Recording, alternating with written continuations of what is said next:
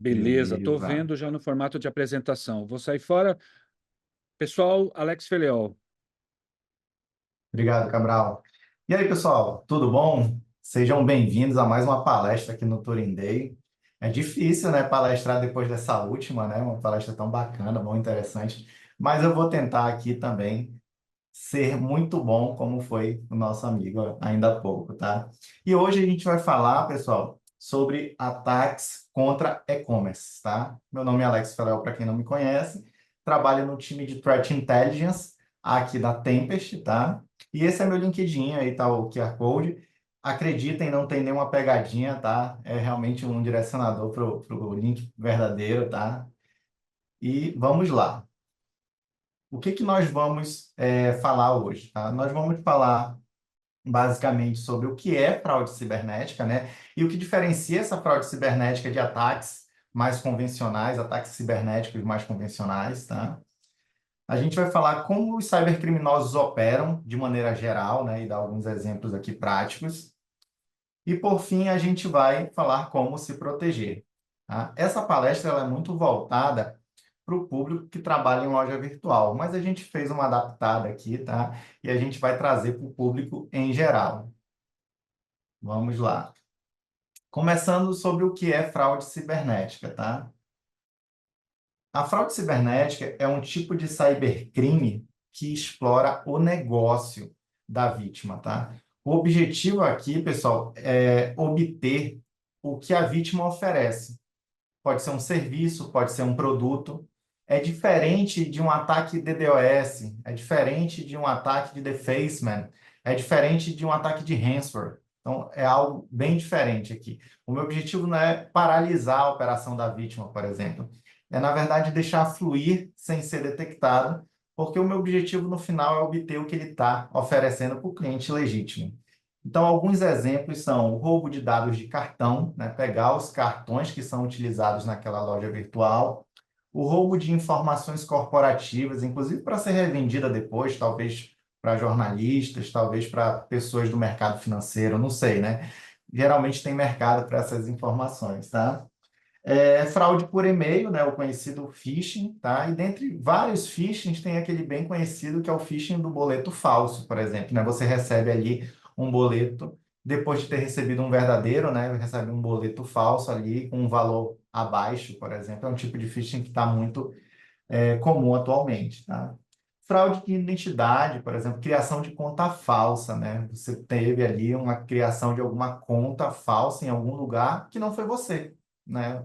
Aí depois você fica sabendo que compraram algo, financiaram algo no seu nome e não foi você, tá? Cyberextorsão, né? Também acontece muito, tem acontecido muito ultimamente, né? O fraudador, ele tem alguma coisa ali que você não quer expor publicamente e ele te cobra um valor para ficar com aquilo em segredo, né? Então, é um outro tipo de fraude cibernética. Então, veja aqui que esses tipos de fraude, eles não são relacionados, na maioria das vezes, né, a uma exploração de um CVE, exploração de uma vulnerabilidade, né? Não é muito relacionado a isso. São mais técnicas ali de engenharia social, por exemplo, né, que são aplicadas no dia a dia. Então, essa é a fraude cibernética, tá, gente? E como é que os cybercriminosos operam no dia a dia? No dia a dia, pessoal, existem alguns viabilizadores que facilitam a vida dos fraudadores. Assim como nós, profissionais de diversas áreas, temos ferramentas que nos auxiliam no dia a dia, inclusive a própria IA, recentemente, né? Os fraudadores também utilizam essas ferramentas, inclusive às vezes as próprias ferramentas que a gente utiliza também, tá? Mas nesse caso aqui a gente vai trazer algumas bem explícitas do underground, bem explícitas ali do cybercrime, tá? Então a gente vai ver o que que é checker de login, o que que são vendas de logins, tá? O que que são cartões gerados, o que que é o checker de cartões e falar sobre bugs e esquemas de aprovação ou para aprovar alguma coisa, né? Talvez um serviço ou um produto, uma compra, etc, tá? E por fim, a gente vai comentar um pouco sobre como os fraudadores compartilham técnicas para burlar sistemas de antifraude, né? Então, a loja virtual ela já tem até um sistema de antifraude, ou o gateway de pagamento tem algum sistema de antifraude, mas já existem técnicas para driblar esses sistemas, né? Então, a gente vai falar disso também. Começando por checker de login, pessoal, eu não sei se vocês conseguem ver o ponteiro do meu mouse, mas do lado esquerdo vocês têm um exemplo de checker de login, que é uma aplicação que nada mais é do que um automatizador, né? Uma ferramenta que automatiza a existência de usuários legítimos, usuários válidos dentro de uma plataforma de loja virtual, dentro de um e-commerce. Então, o que ele faz? A partir de uma lista pré-carregada ou pré-definida, ele vai testar dentro da tua loja virtual se aquele usuário e senha funciona, né? Se está ok, se está funcionando ali aquela senha, se ele consegue logar com aquela credencial, tá? E ele faz isso de forma muito rápida e dependendo, aqui ele já tenta burlar alguma proteção que você tenha, tá? Talvez se você tiver um Web Application Firewall, você consiga facilmente detectar essas inúmeras tentativas de login, né? Mas nesse caso aqui, desse checker de login, tem uma coluna aqui chamada proxy, né? Se você olhar essa coluna, você vai ver endereços IPs seguidos de uma porta. Então, ele randomiza isso, ele randomiza endereços IPs e portas, para que cada hit, ou seja, cada tentativa, venha de um IP e uma porta diferente para simular diversos clientes legítimos. Simples assim. Existem técnicas para detectar esse tipo de cheque, mas não é qualquer técnica. Então, aquele e-commerce que não possui um AF, né, que é o Web Application Firewall, ou possui, mas ele não fez o tuning e ele não está monitorando isso, ele acaba passando desapercebido. Então, esse é o checker de login. Em questões de minutos, o fraudador ele consegue testar 1.000 credenciais, 2.000 credenciais ali, e depois ter o resultado do que é válido e o que não é, tá? E o que ele faz, geralmente, com um resultado positivo disso, ou seja, com as credenciais que são válidas. Ele vende, né? Ele coloca para vender no underground, tá? Ou em outras camadas também da internet, não só na Deep ou Dark Web, mas ele pode colocar na própria Surface. Às vezes ele utiliza, inclusive, redes sociais conhecidas, né? Como Telegram, Facebook, para publicar esse tipo de venda, né? E nesse caso aqui, esse fraudador, ele está vendendo 6 logins antigos, ó, e veja um detalhe interessante, né? São logins antigos, tá? Inclusive com acesso ao e-mail, tá? Então, ele tem acesso não somente à conta, mas também acesso ao e-mail do usuário legítimo, do cliente legítimo, tá? Então, ele botou para vender aqui e ele, inclusive, ó, postou uma imagem mostrando que está funcionando. Ele fez um pedido aqui, ó, em nome desse login, tá? Então, nesse caso aqui, seriam as vendas de login, aquele resultado positivo lá do checker, tá? Então, ele bota para vender. E voltando a falar dos antigos, né, dos logins antigos, por que seria interessante vender login antigo? Porque também é uma forma de burlar o antifraude, né? O antifraude, dependendo da maturidade da configuração ou dos profissionais que estão por trás desse antifraude, eles olham mais comumente as contas recém-criadas, né? Então, eles não olham com muito afinco ali as contas antigas, né? Principalmente se já tem registro, né? Ou histórico de compras na plataforma, tá? Então, um exemplo aqui de como os fraudadores operam também na venda de logins. Vamos para mais um exemplo aqui, ó. Um outro viabilizador muito comum dentro do mundo do cybercrime, principalmente da fraude cibernética, é a utilização de ferramentas para gerar cartões de crédito, né? A busca por números de cartão de crédito válidos é muito frenética, uma vez que eles conseguem realizar compras, né? Então, eles vão lá atrás desses números, né? E, por muitas vezes, conseguir diretamente de uma fonte legítima, diretamente de um cartão ou de um app de banco, é mais difícil do que você tentar gerar. Então, o que os fraudadores fazem, né? A partir do número de um cartão válido, da data de validade de um cartão válido, eles conseguem tentar estimar como funciona aquele algoritmo de geração desses números. E eles geram essas ferramentas aqui para que outros fraudadores consigam, a partir de um cartão válido, gerar outros números de cartão, tá? Então, funciona dessa forma. Lembrando que eu comentei que às vezes utilizam, inclusive, ferramentas que a gente que é profissional da área utiliza também, né? Nesse caso aqui é uma ferramenta muito utilizada por desenvolvedores, né? Esse site aqui é um site utilizado por desenvolvedores. Então, o fraudador ele acaba utilizando isso também. Eu trouxe um único exemplo, mas existem várias outras ferramentas que fazem isso também, tá? Lembrando que a maioria desses cartões gerados, ele não traz todos os dados completos. Por exemplo, o nome do titular, ele não tem como saber qual é o nome do titular, né? Então, é uma informação ali que ele não, geralmente não traz, né? O CPF do titular também. Então, uma forma aí, por exemplo, de tentar barrar essa fraude seria pedir esses dados, né? O nome do titular e o CPF do titular, talvez, né? Eu sei que é mais difícil barrar isso, né? Fazer essa checagem e tal durante o checkout, mas seria uma das formas, tá? Das inúmeras formas que tem para tentar mitigar. Então, é um outro exemplo aí de como os fraudadores fazem para gerar números de cartão válido, tá?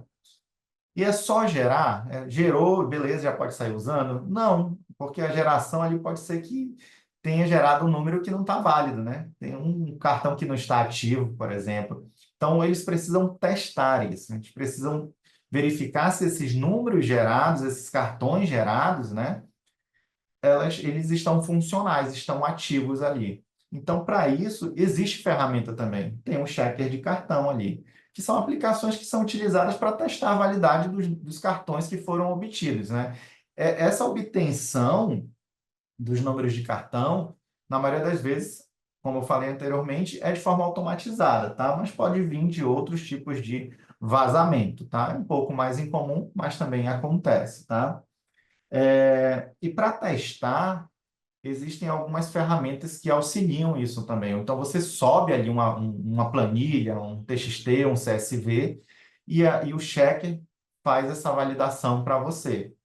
Às vezes, os fraudadores utilizam informações de credencial de gateways de pagamento, tá? Que foram vazadas por alguma outra forma. Tá? Às vezes vaza da loja, às vezes é via brute force, etc. Várias outras técnicas para obter. Tá? E a partir do momento que ele obtém essa credencial do gateway de pagamento, ele vai lá verificar se todos os cartões que ele tem ali são válidos, tá? Então, ele pode só tentar aprovar se ele sabe como é essa chamada para ver se o cartão está válido ou não, ou ele pode tentar fazer uma compra pequena, né, de 1 centavo, 10 centavos, R$ 1, tá? Então, dependendo ali para tentar não ser percebido, né, ou pelo antifraude ou pelo gateway de pagamento e etc, tá? Tranquilo?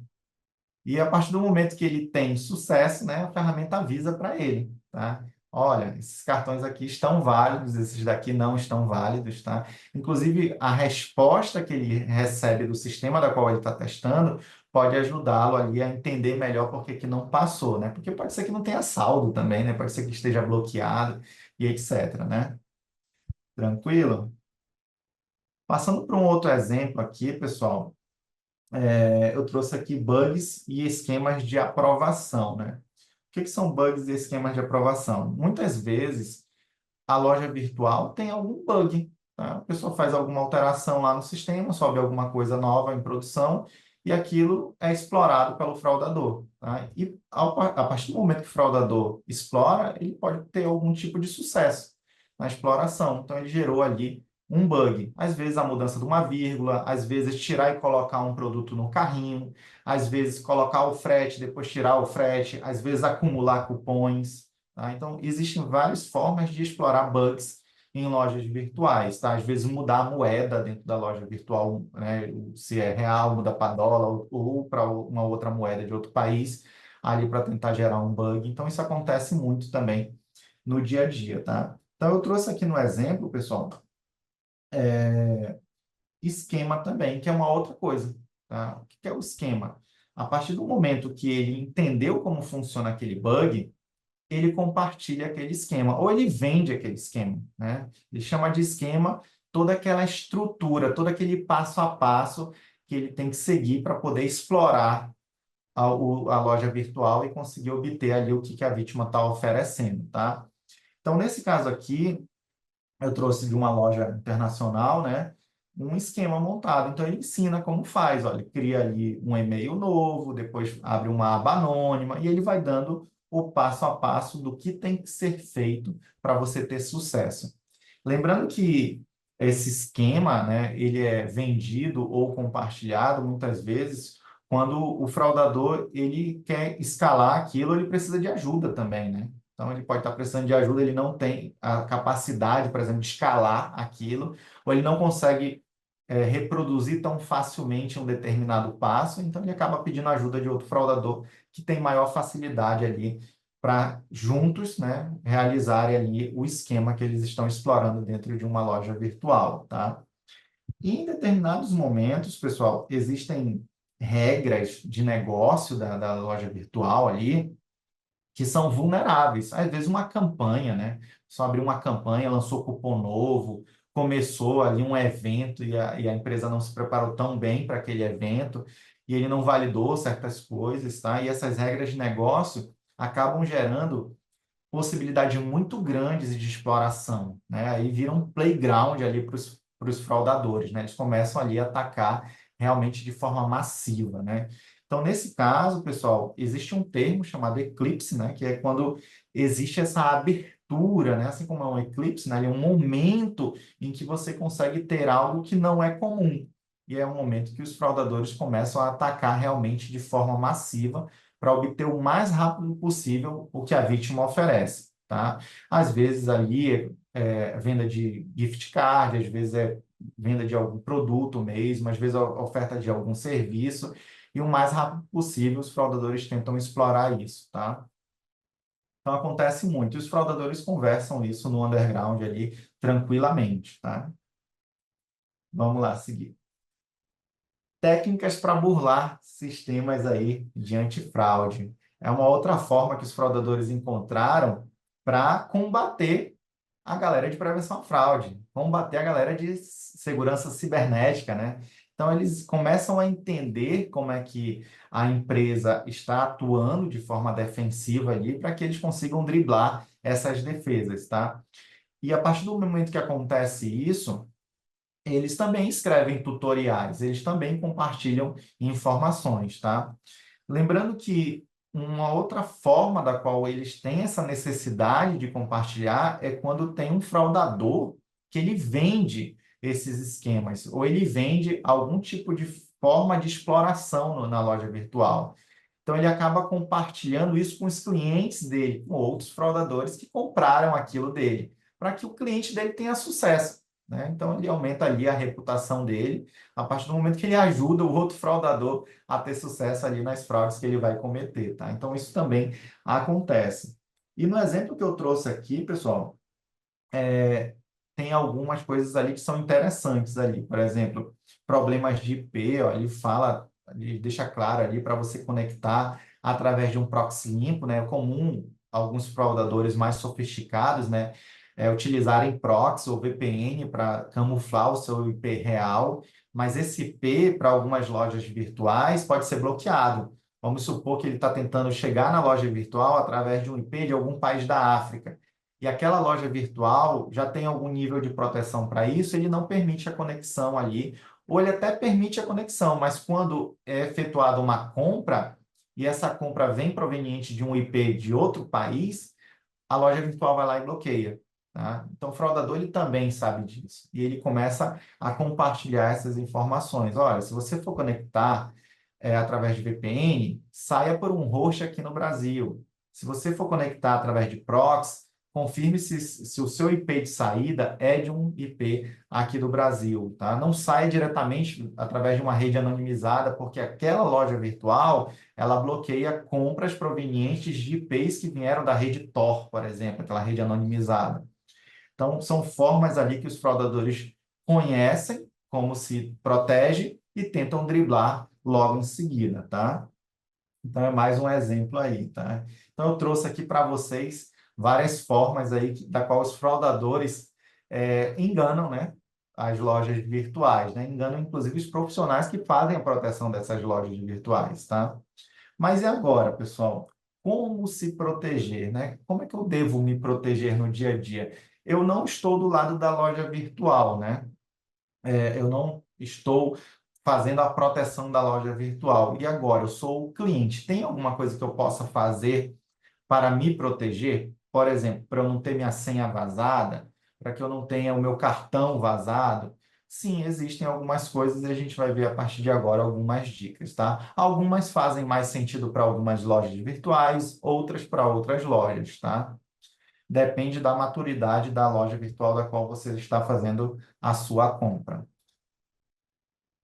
Então, dividindo aqui por etapas para ficar mais didático o negócio, tá? Eu trouxe aqui algumas dicas em relação ao cadastro, tá? Então, no cadastro, inserir somente as informações obrigatórias é muito interessante, tá? Para que você tenha uma exposição de dados mínima dentro daquela loja virtual, tá? Você não precisa preencher todo o seu cadastro ali de informações, cartões, documentação e etc., em todas as lojas virtuais para você diminuir ali o seu leque de exposição de informações, tá? Então, preencha somente as informações que são obrigatórias, tá? Uma outra dica é utilizar um e-mail destinado para sites de e-commerce. Ter um e-mail próprio para isso, tá? Crie um e-mail só para esse tipo de cenário, tá? Por quê? Caso você tenha a exposição desse e-mail ou você tenha a perda da credencial desse e-mail, o fraudador ele não consegue saber toda a tua vida, né? Então você ali meio que separou, segregou ali os e-mails, ele vai ter acesso somente especificamente ao que tem relacionado a essa conta de e-mail. Então seria uma outra dica aí interessante, tá? Utilize uma senha exclusiva, tá? E complexa, tá? Isso breca? Talvez sim, talvez não, mas ajuda, tá? Ajuda principalmente ataques de força bruta, por exemplo.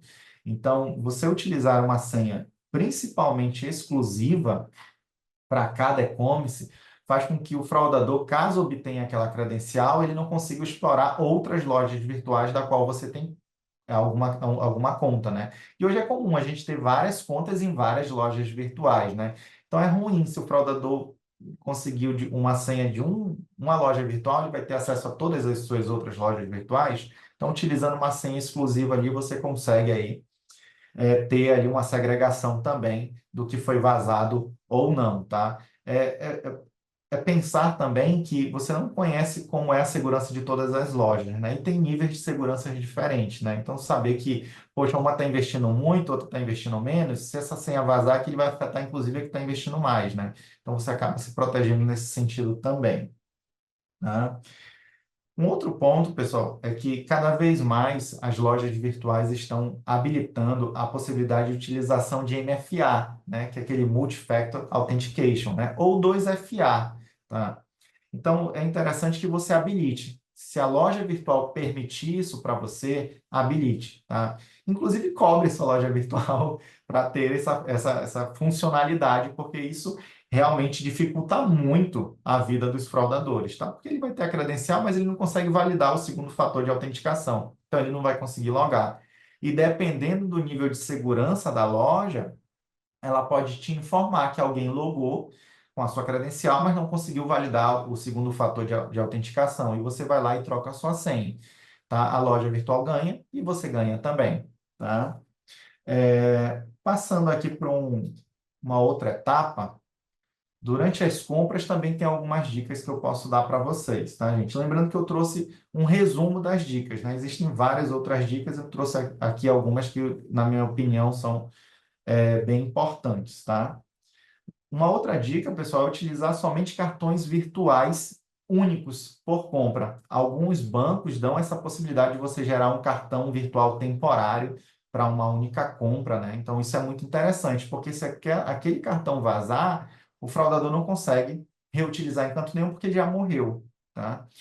Alguns outros bancos entregam cartões virtuais com CVV dinâmico, né? Aquele númerozinho lá que é o código verificador, ele fica mudando, às vezes uma vez por dia, às vezes uma vez por compra e etc, tá? Esse tipo de cartão também é interessante, porque a maior parte das lojas virtuais valida o CVV. Então, o fraudador, a partir do momento que ele tiver acesso ao cartão e ao CVV, muito provavelmente aquele CVV não funciona mais, porque ele já foi alterado, tá? Então, é uma outra sugestão, tá? Evite ao máximo, pessoal, a utilização do seu cartão físico, tá? Em lojas virtuais. Se esse cartão for vazado, você vai ter que trocar o cartão, então você vai ficar sem cartão, tá? tá? E dependendo do banco, você não consegue nem utilizar o virtual, né? Eu já vi cenários assim. Você perdeu o cartão físico, mas não consegue nem utilizar o virtual enquanto não receber o físico novo, porque ele é atrelado ali àquela numeração, tá? É, evite salvar o seu cartão, o número do seu cartão de crédito nas lojas virtuais, tá? Porque você não sabe como é a segurança, né? Então, por mais que seja uma segurança bastante elevada, não existe 100% de segurança. Então, se ocorrer algum vazamento ali e você deixou o seu cartão salvo lá, o seu cartão vai ser utilizado muito provavelmente por algum fraudador, tá? Então, evite salvar o seu cartão em lojas virtuais, tá? Existem algumas dicas que eu trago, pessoal, que às vezes acarretam debates e polêmicas, tá? Mas fiquem à vontade para seguir a dica ou não, conforme a confiança que você tem no seu e-commerce ou no seu banco, etc, tá? Mas uma dica que eu trago também é preferir o uso de carteiras digitais, carteiras virtuais, tá? Como, por exemplo, eu trouxe algumas internacionais aqui, mas tem várias nacionais também, né? PayPal, Google Pay, Apple Pay, né? Aqui tem Mercado Pago, tem PagSeguro, tem Recarga Pay, tem PicPay também, né? Tem várias aqui no Brasil também. Eu não estou indicando uma ou outra, estou indicando que você use essa tecnologia e principalmente aquela em que você confia mais ou tem um melhor relacionamento, tá? É muito melhor do que você deixar o seu cartão diretamente ali, por exemplo, naquela loja virtual, tá? Habilite a notificação via push notification no seu celular. Cara, isso é sensacional. Assim, quando eu comecei a usar, assim, já tinha um tempo no mercado, não tinha habilitado, mas na época, principalmente da pandemia ali, quando eu comecei a habilitar, isso aí é sensacional. Usou o cartão, chega um push notification no celular, eu fico sabendo ali se usar ou não. Inclusive, isso me ajudou um tempo atrás, tá? Quando um cartão foi vazado especificamente ali, fizeram várias compras num e-commerce americano, tá? No meio da noite. E foi chegando aquelas notificações ali. Logo pela manhã, quando eu acordei, eu vi aquelas notificações e entrei em contato com o banco, deixei claro ali que era uma fraude e eles foram lá dar o início no processo de chargeback, tá? Então, acontece também. Então, por isso que é bom deixar essas notificações habilitadas, né? É muito melhor do que você descobrir quando vem a fatura do cartão, né? Então, já aconteceu, tá lá atrás. E dependendo, às vezes você nem olha direito, dependendo do valor, né? Eu olho todas, né? Mas às vezes a pessoa não olha todas, né? Às vezes o valor não chama atenção, ele vai lá, faz o pagamento e o seu cartão acaba se transformando num cartão zumbi, né? Todo mês o fraudador vai consumir um pouquinho ali. Inclusive, alguns fraudadores utilizam cartões, isso é uma curiosidade interessante, né? Para fazer assinaturas, né? De streaming, por exemplo, ou então de algum clube de benefícios, etc. Né? E seu cartão ali, todo mês ali, vai pagar uma continha para o fraudador.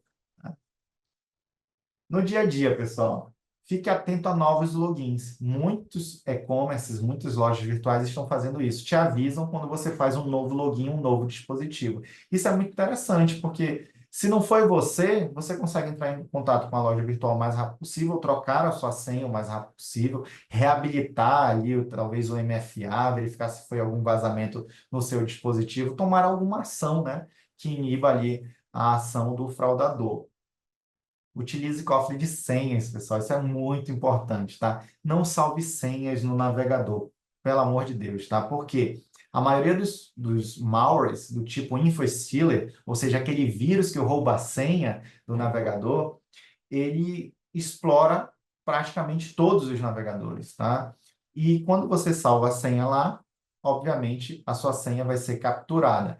É muito melhor você salvar sua senha dentro de um cofre, tá? Numa aplicação específica para salvar as suas senhas, tá? E tem vários gerenciadores de senha, vários cofres de senha interessantes hoje no mercado, tá? Tem alguns livres de código aberto e tudo mais, tem outros pagos, tem alguns que sincronizam entre dispositivos e tal. Então, escolha um que seja confiável e que lhe agrade mais, tá? É muito melhor do que salvar no navegador, tá? Muito cuidado com extensões de navegador, tá? Muitas extensões, elas são maliciosas. Elas até entregam o que você deseja. Ah, eu fui lá baixar uma extensão que me promete tal coisa. Ela até te entrega aquilo, mas por trás ela está capturando suas informações também. Então, muito cuidado com as extensões que você usa no seu navegador, tá? Monitore a utilização do CPF, pessoal. É muito importante ter em mente que o seu CPF já foi vazado, tá? Já tiveram inúmeros CPFs vazados, praticamente todos os CPFs aí aqui do Brasil já foram vazados, então monitore, tá, os seus CPFs para ver se ele não vai ser utilizado aí de forma indevida em alguma loja virtual para criar um cadastro, por exemplo, tá? Monitore o vazamento do seu e-mail, do seu telefone e de outros dados pessoais, tá? Existem, por exemplo, alguns antivírus que fazem esse tipo de monitoramento. Existem algumas empresas também que monitoram os teus dados para ver se, caso ele seja mencionado no underground ou seja disponibilizado em algum vazamento, você fique sabendo de imediato, tá? E você ali tome alguma ação ali que venha mitigar alguma fraude contra você, tá? Então, monitore também. Existem alguns bancos digitais e alguns bancões, né, como são chamados, que fazem esse tipo de monitoramento também. Então, converse aí com o seu banco para ver se você tem esse tipo de monitoramento através dele também. Tá? E na Black Friday, né, o momento ali mais interessante para efetuar compras, né? Pelo menos é para ser o mais interessante, né? Então, durante esse período e qualquer outro período sazonal ali que tenha mega promoções, né? Evite cliques em links desconhecidos, pessoal. Muito cuidado com o compartilhamento ali rápido de vários links e tal, prometendo descontos ali de 80%, 90%. Algumas fraudes. Inclusive, o produto é gratuito, você paga só o frete, né? Então, muito cuidado com isso também. Utilize um navegador à parte, tá? Ou então em modo anônimo para checar certas promoções, tá? Clicar em certos links, né? Tá na dúvida? Abre um modo anônimo ou abre um navegador que você não tem nada salvo o seu lá, inclusive em modo anônimo também, tá? E testa por lá, né? Se você não tiver um sandbox, aí é um pouco mais complicado ter, né? Então, utilize aí um outro navegador, por exemplo. Muito cuidado com softwares, apps e extensões que prometem descontos ou promoções, tá? Muito cuidado com isso. Nesse período, explode ali a quantidade de malware, de vírus, né? Que promete ali o melhor desconto do Brasil, o menor preço histórico, né? Então, tem muito disso, muito cuidado com isso, tá, gente? E muito cuidado ali, pessoal, por fim, com bots, tá? Eu vejo que explodiu muito a utilização de bots, né, no WhatsApp, no Telegram, por exemplo, e alguns deles são maliciosos, tá? Então, avalie com calma o bot que você está utilizando, tá? Desconfie e confie em seguida depois de alguma conferência que você fez, tá? Porque alguns desses bots, eles roubam os seus dados, tá? Eu já vi bot pedindo para você efetuar login na loja virtual, colocar os produtos no carrinho e na hora do checkout copiar a URL toda ali e enviar para o bot. Aí ele vai te devolver uma outra URL, tá? Com um desconto daquele produto ali. Quando você clica, realmente abre ali o checkout que você tinha ali aberto anteriormente, tá? Mas é um outro domínio ali. E provavelmente vai pedir a sua senha novamente, vai pedir os dados do seu cartão, e aquilo nada mais é do que um honeypot, né? Um pote de mel para você ter os seus dados vazados também. Então, muito cuidado com isso, tá, pessoal? Eu não estou dizendo que todos são maliciosos, pelo amor de Deus, não é isso. É para você avaliar com muito carinho ali, tá? Qual você vai utilizar. Beleza, pessoal? São muitas dicas, eu sei que a gente acaba falando muito rápido também, mas é isso que eu gostaria de passar para vocês. Muito obrigado, tá, gente? Se vocês tiverem alguma dúvida, agora fiquem à vontade. Se quiserem se conectar comigo através do LinkedIn, trago mais uma vez o QR Code. Excelente, Alex. Tem algumas perguntas aqui. Antes de qualquer coisa, vale a pena avisar. Gente, mandem as perguntas pelo botão Q&A, o Q e-comercial A, que é de Questions and Answers, ou perguntas e respostas. Você manda ali no chat, eu não consigo ver por conta da quantidade de mensagens. Mas eu já queria, antes de mandar as respostas, mandar as perguntas para você, Alex, responder uma do Clenilson, que colocou lá, se vai ter gravação. Vai ter gravação, sim. A gente está gravando nesse momento. A gente vai pegar esse material e vamos postar num feed lá no YouTube. Mas ainda vai levar um tempo, tá? Como diz Lulu Santos, ainda vai levar um tempo. Vamos para as perguntas aqui. Primeiro, Rafael pergunta se o Mod Security parece não ter mais manutenção ativa. Qual o WAF open source você recomendaria para substituí-lo? Confesso que quando ele falou isso, eu falei assim, pô, mas o Moto Security era mantido pela Trustwave. Aí eu fui caçar e vi que a Trustwave passou em fevereiro, passou a bola para o OASP. Mas eu não tenho essa resposta. Você tem, Não, Alex? também não tenho essa resposta e eu vou ser muito sincero, na minha experiência, né, como profissional. É, o AF, por exemplo, na CDN, ele é muito vantajoso. Então, quando você contrata um módulo de segurança lá no provedor, lá na frente, é muito interessante porque os ataques não batem na tua porta, eles ficam lá na CDN. Então, a minha recomendação hoje, eu sei que tem um custo e tudo mais, mas também tem o conforto, tem a confiabilidade, tem o suporte 24/7, né, e tudo mais, tem a experiência da galera que está lá. Então, a minha recomendação hoje é que esse módulo fique na tua CDN, fique lá na frente. Claro que você pode ter um mais atrás para fazer um outro filtro, mas o principal, aquele que pega a porrada de fora, eu recomendaria colocar lá na frente, o mais próximo possível do teu cliente, tá? Beleza. E se alguém tiver essa resposta, pode comentar aí no chat para o Rafael não sair sem a resposta dele. Pedro Vitor.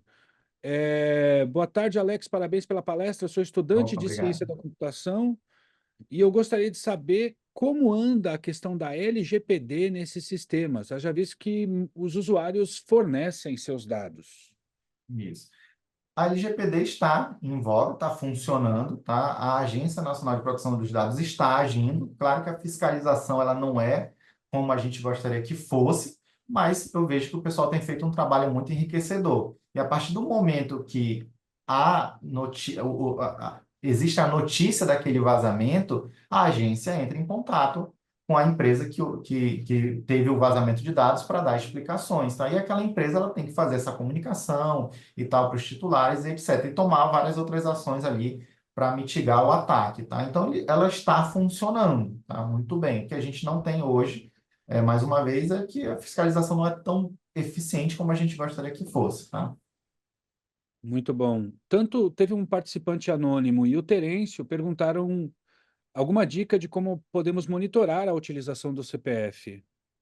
Sim, existem alguns bancos digitais, alguns bancões e algumas empresas, por exemplo, de crédito, que fazem monitoramento de CPF, tá? Eu recomendo você experimentar, né? Verifica com o seu banco se tem esse serviço e experimenta. Verifica uma plataforma ali, às vezes, de proteção de crédito que tem, experimenta também. Existem algumas outras empresas, startups também que estão fazendo isso e vai experimentando até você chegar naquela que você mais se adequa, inclusive em relação a custo mensal, né? Porque tem esse valor ali para pagar, né? Existem alguns bancos digitais que, inclusive, estão incluindo isso ali na cesta de serviços, né? Então, fica ali como um benefício que você tem. Então, converse aí, vê se você consegue algum, tá?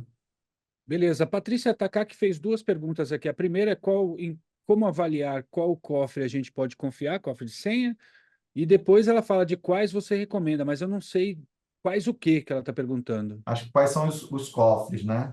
Ah, Assim, eu não sei se vocês perceberam, pessoal, estou evitando citar nomes específicos, porque tudo muda, né? Hoje o que é bom, amanhã pode não ser, né? Então eu evito citar nomes diretamente, tá? Mas assim, existem alguns cofres, de código aberto que são excelentes. Tem muitas empresas que utilizam, tá?